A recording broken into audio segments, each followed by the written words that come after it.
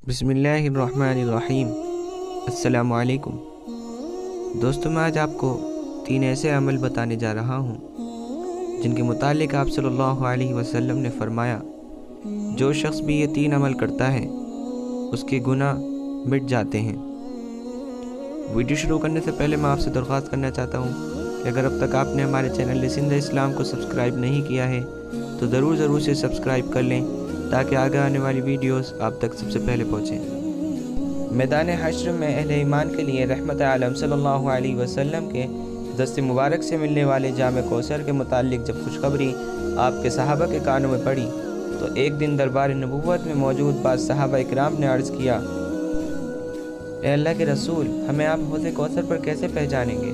आप सल्लल्लाहु अलैहि वसल्लम ने फरमाया, वुज़ू अच्छी तरह करने वाले के आज़ा, चेहरा और हाथ पैर क़यामत के दिन चमकेंगे और इसी से मैं अपनी उम्मत को पहचानूंगा और ये सिर्फ इसी उम्मत की इम्तियाज़ी शान होगी। एक दिन अपने जानिसारों को मुखातब करते हुए मज़ीद इरशाद फरमाया, मैं तुम्हें 3 ऐसे अमल बताता हूँ जिनसे गुनाह मिटते हैं और नेकियां बढ़ती हैं। अव्वल, अच्छी तरह वुज़ू करना तकलीफ़ और बीमारी में। दोम, मस्जिद तक जाने में ज़्यादा कदम का होना यानी मस्जिद में पैदल जाना। सोम, एक नमाज के बाद दूसरी नमाज का इंतज़ार करना। दोस्तों, ये वो 3 अमल हैं जिन पर अमल करने वाले शख्स से गुनाह मिटते हैं। हमें चाहिए कि हम इन तीनों की पाबंदी करें, यानी वुज़ू को अच्छी तरह करें और मस्जिद पैदल जाएं और एक नमाज के बाद दूसरी नमाज का इंतज़ार करें। दोस्तों, उम्मीद है कि आपको वीडियो पसंद आई होगी।